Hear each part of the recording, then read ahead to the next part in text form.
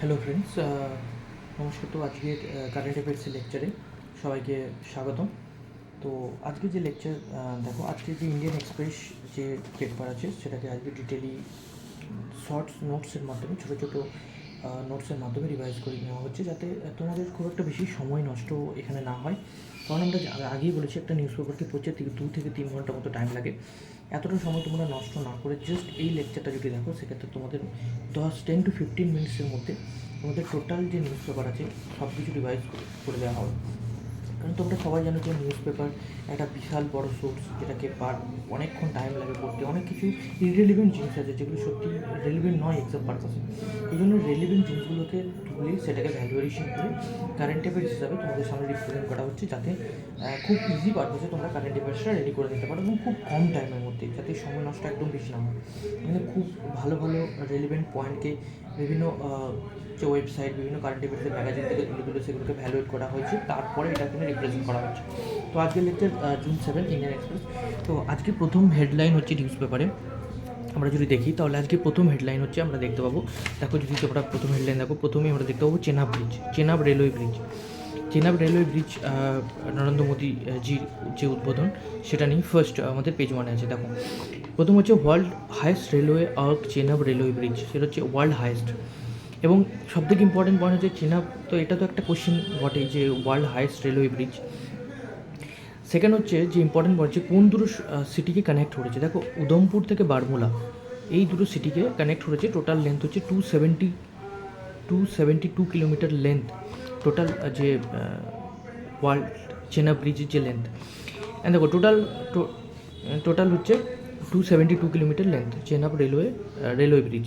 So এটা important bridge, যেটা আমাদের সত্যি যে জম্মু কাশ্মীরের সাথে যে মেন যে ভ্যালিটাকে, সেটা আমাদের পুরো দেশের সাথে খুব সুন্দরভাবে কানেক্ট করবে, এবং যাতে আমাদের দেশে ইন্টিগ্রিটি আরও ইম্প্রুভমেন্ট হবে। বিভিন্ন যে ট্যুরিজম জম্মু কাশ্মীরে, সেই ট্যুরিজমের যে এনহ্যান্স হবে প্রচুর পরিমাণে। এবং যে বন্দে ভারত ট্রেনও নতুনভাবে ইন্ট্রোডিউস করা হয়েছে চেনাব রেলওয়ে ব্রিজে, যাতে কন্টিনিউয়াসলি যে প্যাসেঞ্জার সাপ্লাই সেটা যেন কন্টিনিউয়াসলি দিতে পারে। সেকেন্ড ইম্পর্টেন্ট, দেখো এখানে ওয়ার্ল্ড ব্যাঙ্ক আজকে নিউজে আছে। ওয়ার্ল্ড ব্যাঙ্ক একটা রিপোর্ট পাবলিশ করেছে যে ইন্ডিয়াতে যে এক্সট্রিম পোভার্টি, সেটা 5.2% চলে এসছে অলমোস্ট। অ্যান্ড 25% যেটা ছিল 25% সামথিং, সেটা 5.2% চলে এসছে। তো রিসেন্টলি আমি একটা কোয়েশ্চেন দেখছিলাম যে এনটিপিসি এক্সাম, এই এক্সামে এসেছিলো যে টোটাল কান্ট্রি কতগুলো আছে ওয়ার্ল্ড ব্যাঙ্কে। তো সেই জন্য এটা তুলে নেওয়া হলো 189 কান্ট্রি আসছে।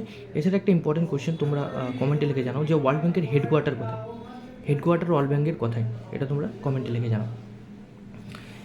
অ্যান্ড সেকেন্ড ইম্পর্টেন্ট নিউজ দেখো, যে থার্ড ইম্পর্টেন্ট নিউজ যে এটাই, যে ক্যানাডা পিএম, আমাদের যে ক্যানাডা পিএম আছে, সেই ক্যানাডা পিএম মার্ক কার্নি, সে রিসেন্টলি জানি আমাদের ক্যানাডার সাথে ইন্ডিয়ার একটা খালিস্তানি টপিককে নিয়ে একটা কনফ্লিক্টের সিচুয়েশন তৈরি হয়েছিল ক্যানাডা এবং ইন্ডিয়ার মধ্যে। বাট সেই সমস্ত কিছু ভুলে ক্যানাডার প্রাইম মিনিস্টার, কারণ এবারে G7 সাবমিট ক্যানাডা করছে, সেই জন্য G7 সাবমিটে মার্ক কার্নি যে পিএম ক্যানাডার, তিনি নরেন্দ্র মোদীজিকে ইনভাইট করেছেন কানাডাতে যাওয়ার জন্য। সেকেন্ড ইম্পর্টেন্ট হচ্ছে যে ক্যানাডা আমাদের প্রাইম মিনিস্টারকে ইনভাইট করেছে, দ্যাট ইজ নট ইম্পর্টেন্ট এটাই যে G7 কটা কান্ট্রি আছে এবং কোন কোন কান্ট্রিগুলো আছে। দেখো, G7 টোটাল 7টা কান্ট্রি আছে। G7 group 7, that is not a formal group, এগুলো কোনো ফর্মাল গ্রুপ নয়, দ্যাট ইজ ইনফর্মাল গ্রুপ। দেখো, এদের কোনো পার্টিকুলার হেডকোয়ার্টার নেই। যদি বলে G7 পার্টিকুলারলি হেডকোয়ার্টার কোথায়, তাহলে G7 কোনো পার্টিকুলার হেডকোয়ার্টার নেই, because that is a informal group. এবার হচ্ছে G7 টোটাল 7টা কান্ট্রি আছে, এবং মোস্টলি G7 হচ্ছে ডেভেলপ কান্ট্রিদের জন্য, মোস্টলি ডেভেলপ যে নেশন আছে তাদের জন্যই G7 কোন কোন কান্ট্রি আছে। দেখো, G7 আমরা যদি দেখি, নর্থ আমেরিকা থেকে 2টো কান্ট্রি আছে, একটা হচ্ছে ক্যানাডা এবং USA। 2টো কান্ট্রি খুব develop country, we are know that. And second important হচ্ছে যে ইউরোপের যে এরিয়াটা থেকে, সেক্ষেত্রে কান্ট্রি আছে UK, ফ্রান্স, জার্মানি, ইটালি, এগুলো আছে। অ্যান্ড সেকেন্ড, এশিয়া থেকে অনলি 1 কান্ট্রি G7 আছে, সেটা হচ্ছে জাপান। যদি বলে এশিয়া থেকে অনলি 1 কান্ট্রি G7 আছে, সেই কান্ট্রিটার নাম কি, that is call Japan. Second, and next টপিকে চলে আসবো যে RBI রিসেন্টলি আমরা যদি দেখতে পাই, RBI 50 বেসিস পয়েন্ট যে রেপো রেট, সেটা কাট করেছে, যে কারণে আমাদের দেশে ইন্টারেস্ট ডাউন হয়েছে। ইন্টারেস্ট ডাউন হওয়ার কারণে লোন খুব ইজিলি পাওয়া যাবে, যে কারণে ইকোনমিক গ্রোথ। দেখো বন্ধুরা, যদি রেপো রেটের সাথে ডাইরেক্টলি ইকোনমিক গ্রোথের আমাদের অ্যাকচুয়ালি সম্পর্কটা কীরকম, সেটা যদি আমরা একটু এক্সপ্লেন করি ভালোভাবে। দেখো, প্রথম হচ্ছে ইকোনমিক। যদি আমরা রেপো রেট মানে হচ্ছে, রেপো রেট কি, রেপো রেট হচ্ছে যে ব্যাংক তো আরবিআইয়ের কাছে, ব্যাংকের তো টাকার দরকার হয়, ব্যাংকের লোনের দরকার হয়, তো ব্যাংক আরবিআই কাছে লোন নিচ্ছে। যখন ব্যাংক আরবিআই কাছে লোন নিচ্ছে উইথ লেস ইন্টারেস্ট, তখন কী বলো তো, তখন ওই ব্যাংক লেস ইন্টারেস্টে যদি লোন পায় তাহলে কী হবে, তার প্রফিট মার্জিন বেশি হবে, সেও ইন্টারেস্টটা কমিয়ে বাকি যে কাস্টমার আছে ব্যাংকে তাদেরকে লোনটা সে ইজিলি সাপ্লাই দিতে পারবে। সেখানে ব্যাংকে যদি লো ইন্টারেস্ট হয়ে যায় তখন ব্যাংক কী করবে, প্রচুর পরিমাণে লোন বাজার সবাইকে দিতে পারবে, যে কারণে লোনের যে ডিমান্ড সেটা তো বাড়বে এবং লোনের যে প্রাইস সেটাও ইন্টারেস্ট ইজি হয়ে যাবে, ইজি ইন্টারেস্ট। সে কারণে মার্কেটে প্রচুর পরিমাণে যে মানি সেটা আসবে, এবং মানি আসার পরে সবার হাতে টাকা থাকবে এবং সবাই কী করবে, ওই টাকাকে ইনভেস্টমেন্ট করতে পারবে ইন্ডিয়ান ইকোনমিতে, যে কারণে আমাদের ইকোনমিক গ্রোথ বৃদ্ধি পাবে। বাট ইম্পর্ট্যান্ট একটা ব্যাপার হচ্ছে যে যদি প্রচুর পরিমাণে মানি মার্কেটে ঢুকে যায় তাহলে ইনফ্লেশনের একটা রিস্ক থেকেই যায়। সো সেটা ওয়ান অফ দ্য মেজর সেটা ওয়ান অফ দ্য মেজর মানে একটা খারাপ দিক আর কি। তো আরবিআই গভর্নর দেখো, এই রিসেন্টলি একটা এক্সামে কোশ্চেনটা এসেছিলো, একটা সম্ভবত যে হাইকোর্টের যে এক্সাম আছে, হাইকোর্টের লোয়ার ডিভিশন অ্যাসিস্ট্যান্ট যে নিয়োগ ছিল সেখানে এসেছিলো আরবিআই গভর্নরের নাম কি। তো আরবিআই গভর্নরের নামটা রোজ দেখো, আমরা যদি কন্টিনিউয়াসলি নিউজ পেপারের লেকচার দেখতে থাকি বা নিউজ পেপার দেখতে থাকি তাহলে আমরা কিছু কিছু টার্মের সাথে, কারণ ধরো আরবিআই গভর্নর রেগুলারই নিউজে আমরা দেখতে পাবো, আরবিআই গভর্নরকে রেগুলার দেখতে পাবো, চিফ জাস্টিস অফ হাইকোর্টকে। তো আগের দিন বা তার আগের দিন লেকচারে মনে বলেছিলাম যে chief justice of India, supreme কোর্টের চিফ জাস্টিস অফ ইন্ডিয়াকে। তো এটা তোমরা কমেন্টে নামটা লিখে জানাও। তো এরকম অনেক নাম আমরা কন্টিনিউয়াসলি আসবে এগুলো নিউজে, যে কারণে এগুলোর সাথে আমরা ইজিলি, খুব সুন্দরভাবে এগুলোর সাথে ইজিলি আমরা দেখে এগুলো একটা মনেই থেকে যাবে, এগুলোকে মনে রাখার কোনো দরকার নেই, জাস্ট রোজ কারেন্ট অ্যাফেয়ার্স লেকচার দেখলে অটোমেটিকলি এগুলো মনে থেকে যাবে। সেকেন্ড, তো আরবিআই গভর্নরের প্রেজেন্ট আরবিআই গভর্নর হচ্ছে সঞ্জয় মালহোত্রা। তো আমরা কন্টিনিউসলি দেখতে পাই যে আরবিআই প্রেসিডেন্ট গভর্নর হচ্ছে সঞ্জয় মালহোত্রা। সেকেন্ড দেখো, রিসেন্টলি ব্রিক্স সামিট হচ্ছে, ব্রিক্স সামিট এবারে কোথায় হচ্ছে, ব্রাজিলিয়াতে হচ্ছে, ব্রাজিল সামিট করছে, ব্রাজিল প্রেসিডেন্সি করছে এবারে ব্রিক্স সামিটে। তো দেখো, ব্রিক্স সামিটে টোটাল কটা কান্ট্রি আছে, দেখো ব্রিক্স সামিটে টোটাল 9 কান্ট্রি আছে, বাট 2024 কতগুলো কান্ট্রি অ্যাড হয়েছে। মোস্টলি অরিজিনালি যে ব্রিক্স কান্ট্রিতে 5টা কান্ট্রি ছিল, Brazil, Russia, India, China and south Africa. Brazil, Russia, India, China and south Africa mostly 5টা কান্ট্রি ছিল, বাট নিউ কিছু কান্ট্রি অ্যাড হয়েছে, যেমন হচ্ছে ইজিপ্ট অ্যাড হয়েছে, ইথিওপিয়া অ্যাড হয়েছে, ইরান অ্যাড হয়েছে এবং ইউএইও অ্যাড হয়েছে। তো যদি বলে যে Iran is not a member of the BRICS, সেটা কোয়েশ্চেন দিতে পারে যে which of the following countries are not member of the BRICS. সেক্ষেত্রে আমরা আইডেন্টিফাই করতে পারবো যে 9টা কান্ট্রিকে। ওভারঅল যদি আমরা ওভারভিউ নামগুলো দেখি তাহলে আমরা মনে রাখতে পারবো। সেখানে আজকে ইন্ডিয়ান এক্সপ্রেস যে এক্সপ্লেন সিরিজ আছে সেখানে চেনাব রেলওয়ে ব্রিজ আছে, সেই চেনাব রেলওয়ে ব্রিজকে স্পেশালি বিভিন্ন রকম যে সাইটগুলো নিয়ে ডিসকাস করা হয়েছে। অ্যান্ড সেকেন্ড আরেকটা ইম্পর্টেন্ট নাম যদি আমরা দেখতে পাই, যে নিউজে আমরা কন্টিনিউয়াসলি ওয়ার্ল্ড নিউজে একটা জিনিস দেখবো যে ডোনাল্ড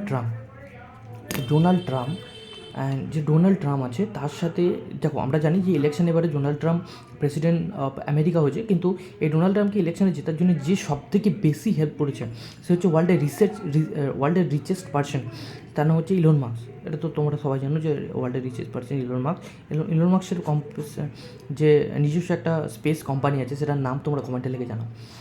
দেখো, তো ট্রাম্পের সাথে ইলন মাস্কের রিসেন্টলি একটা বিভিন্ন রকম ব্যাপার নিয়ে একটা কনফ্লিক্ট সৃষ্টি হচ্ছে, যে কারণে এটা একটা নিউজে উঠে আসছে। সো এখান থেকে একটা মিশন ইম্পর্টেন্ট হচ্ছে অ্যাক্সিওম 4 যে মিশনটা আছে, যে অ্যাক্সিওম 4 হচ্ছে 4জন যে অ্যাস্ট্রোনটকে আছে যাদেরকে আইএসএসে মানে ইন্টারন্যাশনাল স্পেস স্টেশন, যেটা international space station 400 kilometre from the ground, low earth অরবিটে কিন্তু আছে 400 kilometre from the ground. Okay, so international এই যে 4 অ্যাস্ট্রোনটকে আছে সেটাকে আইএসএসের ইন্টারন্যাশনাল স্পেস স্টেশনে নিয়ে যাওয়া হবে। তার মধ্যে ইন্ডিয়ার একজন ইন্ডিয়ান এয়ারফোর্স, তো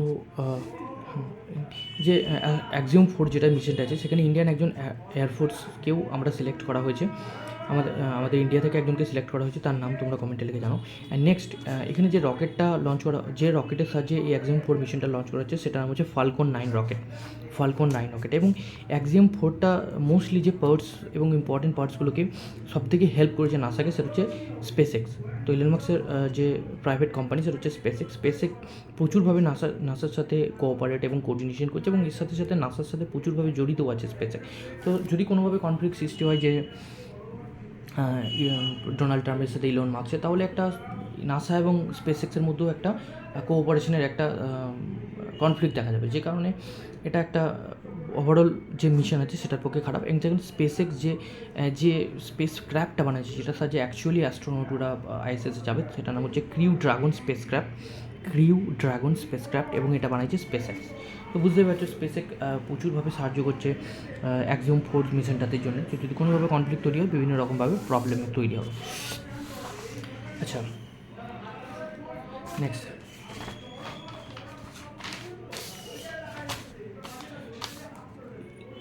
ইম্পর্টেন্ট নিউজ হচ্ছে Indus water treaty. Next important topic হচ্ছে ইন্দাস ওয়াটার ট্রিটি ইন 1960। দেখো ইন্দাস ওয়াটার ট্রিটি যে 1960 আছে, সেটাতে আমরা জানি যে ইন্দাস পাকিস্তানের সাথে ইন্ডিয়ার যে ইন্দাস অ্যান্ড তার ট্রিবিউটারিজগুলো আছে, তাদের সেই সমস্ত রিভারগুলোর যে ওয়াটারটাকে ডিস্ট্রিবিউট করা, কে কতটা ওয়াটার নেবে বা কার কতটা থাকবে, সেটা নিয়ে ইন্দাস ওয়াটার ট্রিটিটা মোস্টলি সাইন হয়েছিল 1960, এবং এটাকে ব্রোকার করেছিল বাই ওয়ার্ল্ড ব্যাঙ্ক। দেখো এই ট্রিটি আন্ডারে টোটাল 6 রিভার আছে, 6 রিভারকে ডিস্ট্রিবিউট করা হয়েছে বিটুইন দেম।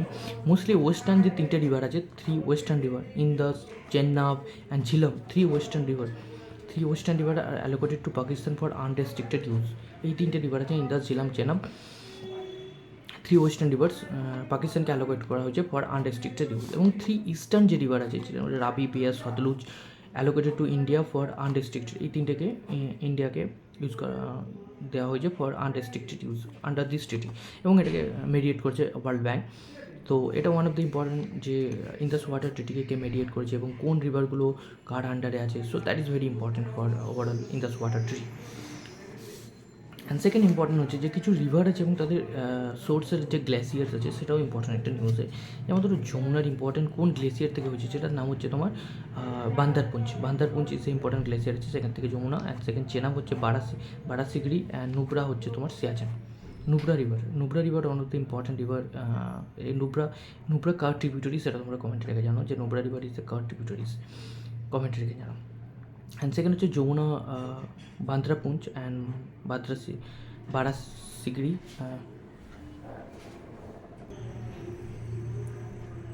তো এই নুব্রা রিভার, তো নুব্রা কার ট্রিবিউটারি, সেটা তোমরা কমেন্টে লিখে জানাও।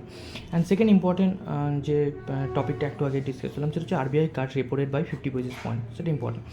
তো আরবিআই নিয়ে একটু ডিটেল হালকা করে ডিসকাশন হয়েছে যে আরবিআই এস্টাবলিশ কত সালে হয়েছিল। দেখো এটা ইম্পর্টেন্ট একটা নিউজ, এবং এরকম এক্সামে যে ওয়ান ডে এক্সামগুলো আছে, যেমন এনটিপিসি, রেল, সিজিএল, এই সমস্ত এক্সামে এই ধরনের পার্টিকুলারলি একদম যে মান্থ বা ডেট, সেটা নিয়েও অনেক সময় আসে। রিসেন্টলি আমি একটা কোয়েশ্চেন এনটিপিসিতে দেখছিলাম যে পার্টিকুলারলি, আমার ঠিক মনে পড়ছে না কোয়েশ্চেনটা, বাট সেখানেও এরকম একটা, হ্যাঁ সরি মনে পড়ছে, আরটিআই যে আরটিআই আমরা সবাই ইয়ার জানি যে 2005 আরটিআই ইয়ার, বাট অ্যাকচুয়ালি আরটিআইটা কোন মান্থে হয়েছে সেরকম একটা কোয়েশ্চেন এসেছিলো। সেই জন্য মান্থও ভেরি ভেরি ইম্পর্ট্যান্ট, যে আরবিআইয়ের 1 এপ্রিল 2035 কলকাতায় এস্টাবলিশ হয়েছিল, এবং কোন অ্যাক্ট দ্বারা, RBI act 1934। So these are the important today's news. তো পুরো যে ইন্ডিয়ান এক্সপ্রেসের এত বড় একটা নিউজ পেপার আছে, এবং this news paper is a very big news paper.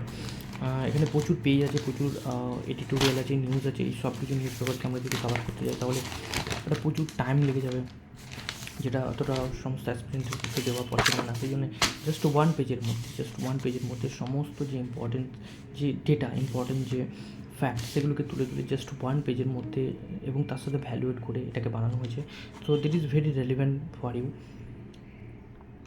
তোমাদের জন্য এটা রেলিভেন্ট হবে, এবং খুব শর্টভাবে বানানো হয়েছে যাতে এক্সাম শেষে, কারণ আফটার 6 মান্থ বা 6 মান্থ বা 1 ইয়ার পরে এই কারেন্ট অ্যাফেয়ার্স এক্সামে সাধারণত আসে। তো এবং শুধু আমরা কারেন্ট অ্যাফেয়ার্স পড়েই বেরিয়ে যাই, কারেন্ট অ্যাফেয়ার্সকে স্ট্যাটিকের সাথে আমরা কীভাবে লিঙ্ক করবো সেটাও